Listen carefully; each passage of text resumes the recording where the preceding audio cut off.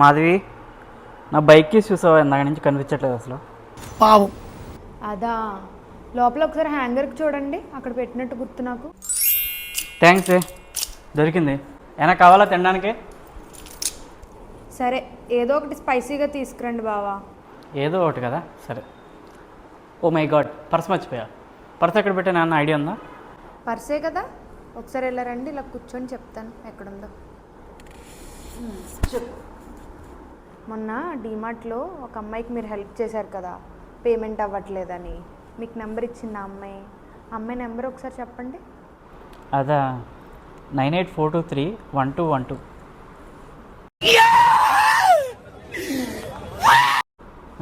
అవునా, ఒకసారి నా నెంబర్ చెప్పండి ఇప్పుడు.